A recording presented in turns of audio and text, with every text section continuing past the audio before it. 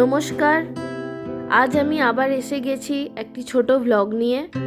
আজ আমি উপস্থিত আছি দক্ষিণেশ্বরের আদ্যাপীঠ মন্দিরে।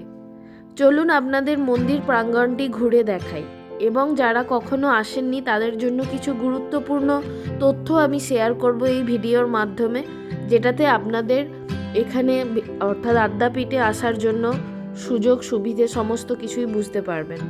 এবং আপনারা যদি আসেন, দক্ষিণেশ্বর খুব কমন একটি মন্দির, সেখানে অনেক মানুষ গেছেন, অনেক মানুষের সমাগম হয়।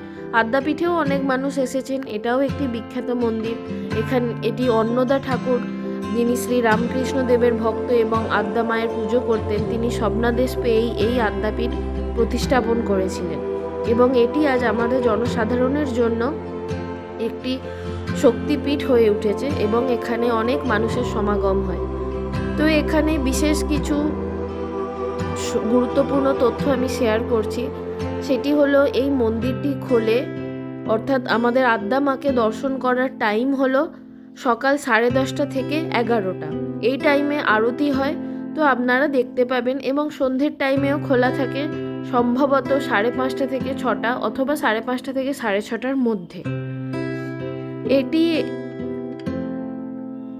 বাকি সময় এখানে পুজো দেওয়ার জন্য কোনো আলাদা ব্যবস্থা নেই। আপনাকে এই মন্দিরের পাশে একটা জায়গা আছে, সেই জায়গাতে গিয়ে আপনাদেরকে পুজো দিতে হবে।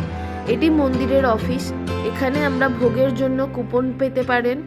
এছাড়াও এখানে যদি কিছু আপনি দান ধ্যান করতে চান বা আপনি যদি কোনো ভোগ নিবেদন করতে চান মাকে, তার জন্য এই অফিস ঘরটিতে এসে যোগাযোগ করতে পারেন।